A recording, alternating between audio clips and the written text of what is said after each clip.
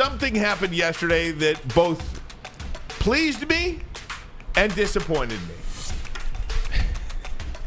Monty Williams. Monty Williams. Is it Monty?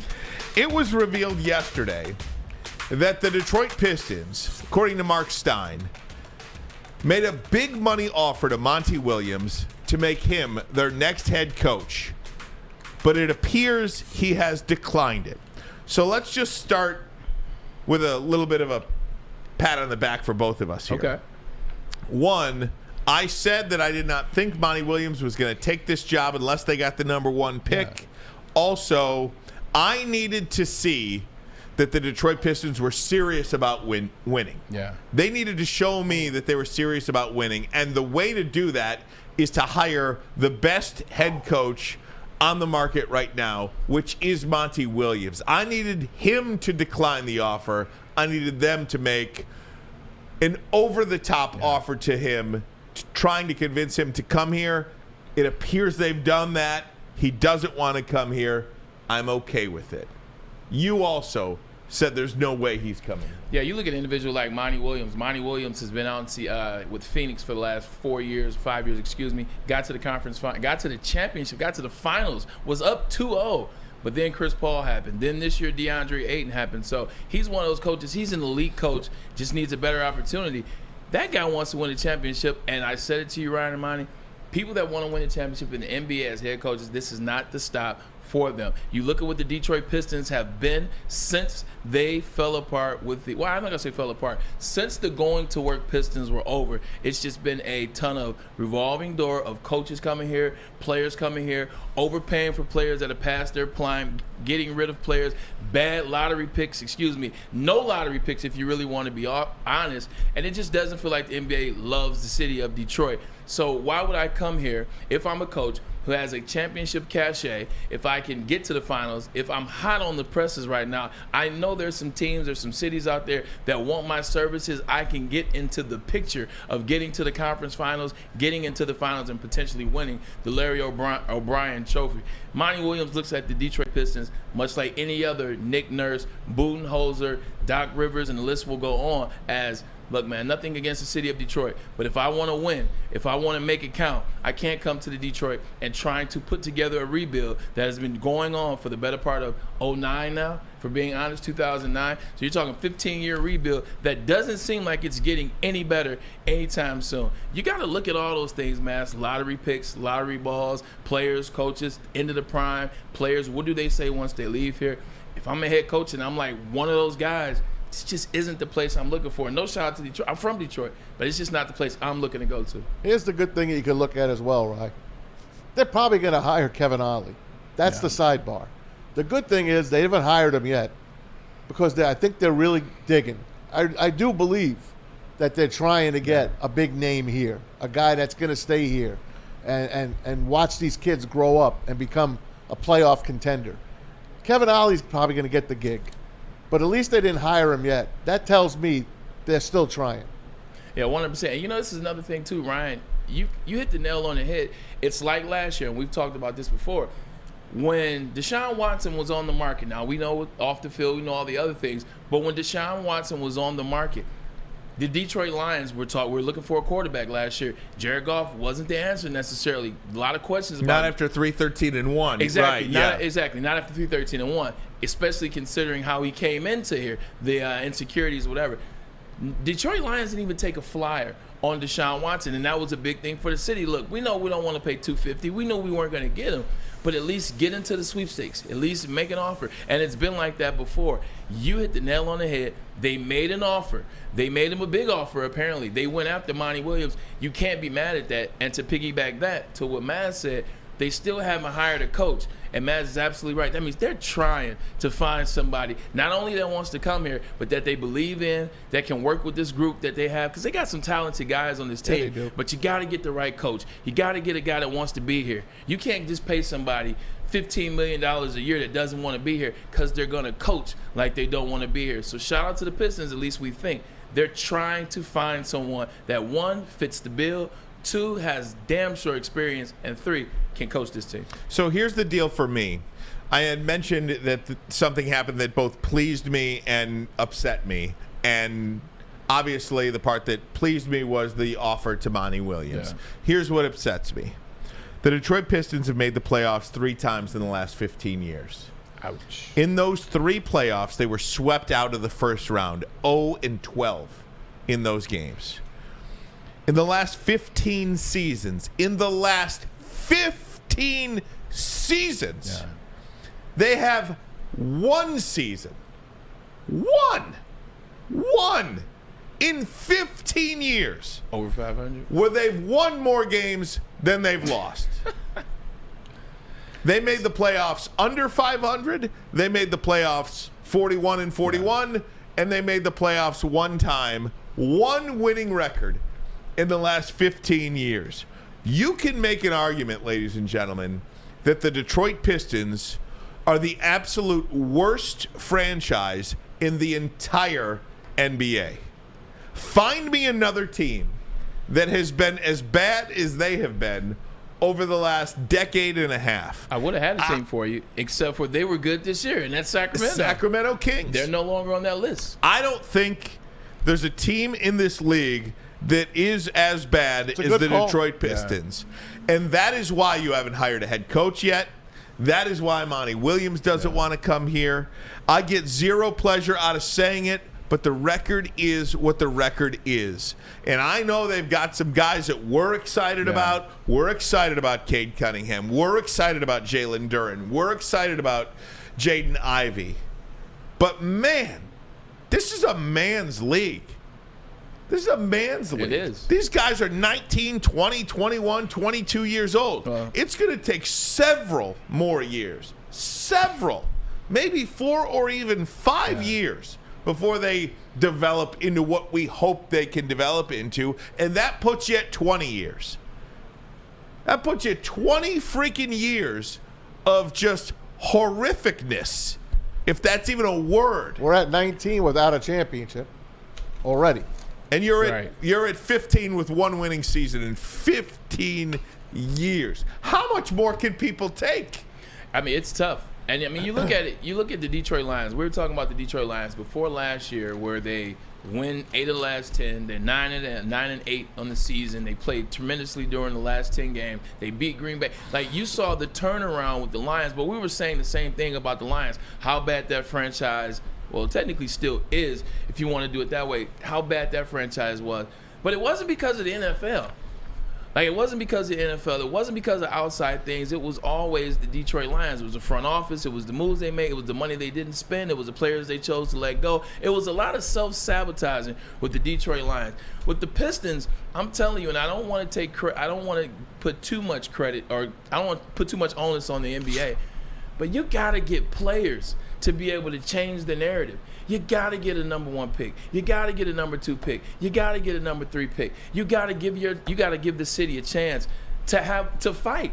You can't fight with your hands behind your back. And when you're getting the 5th pick in the lottery every year, you're essentially fighting with your hands behind your back. Victor Wembanyama is a guy that generational talent changes the narrative of your city. Zion Williamson, we assume, was a guy that will change the narrative of your city. Kevin Durant, and the list goes on. You got to get one of those guys or 2 of those guys. The fact that the last pick, other than Cade Cunningham, that we had in the top 3 was Darko Milicic in 2003. You've had 2 picks, and your team has been this bad. Like, it's only so much an owner can do. It's only so much a team can do. What do you guys think of the last, and I gave you guys a sheet about this, the last 10 Pistons coaches? Let's pop it up there. Thanks to Pistons Talk. Our good friend Anthony Colombo does a great job. But what do you think of this group of guys? And do you see like a descending order, how it started off with Larry Brown and, going from there? Yeah, it's gone down from there. Yeah. But, I mean, you're talking about Coach of the Year candidates on here, though. Lawrence Frank, Coach of the Year. Mo Cheeks, Coach of the Year, I believe. Stan Van Gundy was a Coach of the Year. Dwayne Casey was a Coach of the Year. So it's not like they got crap coaches. Right. I mean. They all failed. They all failed here. True. Rick Carlisle, Coach of the Year. Stan might have set, and I love Stan. He might have set the team back another 10. Flip Saunders, Coach of the Year. 6 of the 10 guys on this list were Coaches of the Year. So they're trying, I guess. I don't have a problem with when you look at Flip Saunders, you look at Larry Brown, you look at Rick Carlisle. What happened? Actually, they played Rick Carlisle, but that's a whole nother story. Dwayne, when you go to the top of the list, Dwayne Casey coming off Coach of the Year. Only reason he got fired is because he couldn't beat LeBron James. Well, guess what? LeBron James wasn't even the East when they fired him. He would have been good. Stan Van Gundy, he may be a coach that you don't like, but he definitely has good coaching cachet. Comes from a coaching family. His father's in the Hall of Fame. But when you go 3, 4, 5, 6, and 7, shoot, 4's last name lets you know what the Pistons coach have been. Cheeks. And that's another word for ass. So a couple of people in the chat are saying that the Charlotte Bobcats / Hornets are worse than the Detroit Pistons. No, they're not. They still got all-stars. Shoot, last time I checked, when Melo Ball was healthy 2 years ago, made the All-Star game. Last time I checked, before Miles Bridges got into that situation, he was about to get a huge paycheck, huge deal. The Charlotte Bobcats, not Charlotte, the Charlotte Hornets are better than the Pistons. Do you know how many times the Charlotte Bobcats lost 50 or more games in the last 15 years? Bobcats and Hornets, give it to me. 3. Pause. Do you know how many times the Detroit Pistons have lost 50 or more games in the last 15 years? 11. 8. Wow. So it's not even that they suck. No comparison. I mean, they really Extremely. suck. I mean, it's like it's like not like 39 and 43 or like 32 and 4. 12 and 70. It's not like it's like 33 and 49. I mean, they're freaking 18 and 64. I mean, 18 and 64. Jesus, come on. Like the Pistons. 17 and 65, 23 and 59, 20 and 52, 20 and 46. The only reason they didn't lose 50 or more games 9 times was because in 2020 they had a shortened season. You're not lying about That's that. the only reason. Otherwise, it would have been 9 times in 15 years. There's going to be a football team to win more games than the Pistons soon. I mean, they play 17 regular season games. It's just like, come on now already. You know, I mean, Troy Weaver, go do so. I've heard about all your moves and all your draft and all the development. Oh, this guy's wheeling didn't deal. This guy is Yoda or whatever you want to say about him. This guy's a genius. Go do something, man. Let me ask you a question, though, Ryan. Like, what can you do? I don't know. I'm not a general manager, but he is. He is a general manager, but he's also a general manager for the Detroit Pistons. We just talked about where their draft stock. No one wants to come here. No one wants to come. Like, no free agent wants to come here. What were we saying about the Detroit Lions? Like, see, now the Detroit Lions, but that's this offseason. Go back last year. But the Pistons are even worse. And I'm telling you, the thing that we're overlooking, the thing that we're glossing over, that going to work Pistons team wasn't supposed to win a championship.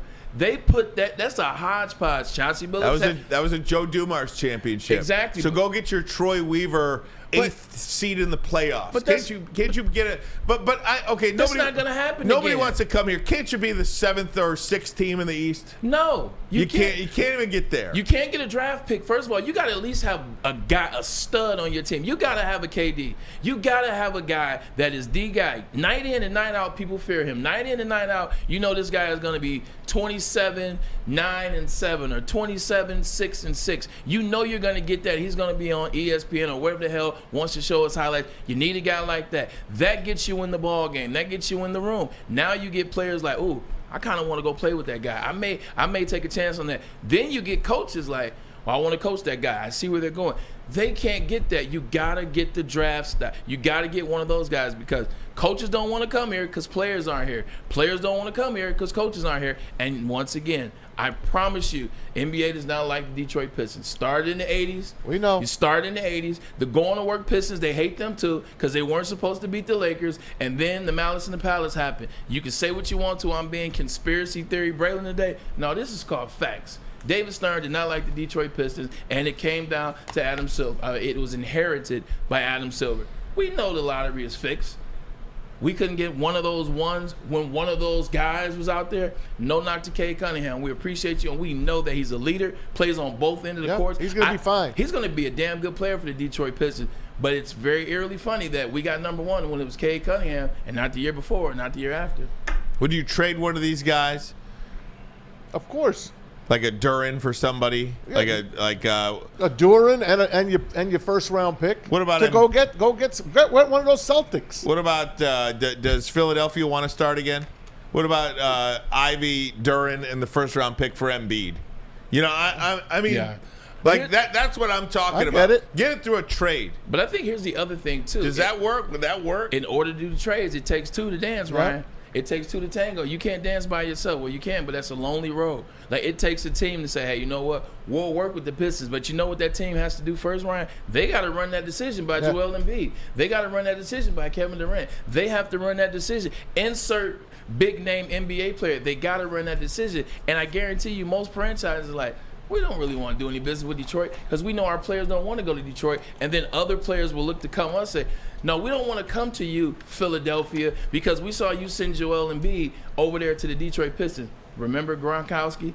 The Detroit Pistons, the Patriots were talking about talks. And Rob Gronkowski, he said, I'll retire. He wasn't lying. No. And he wasn't lying. That's a real deal.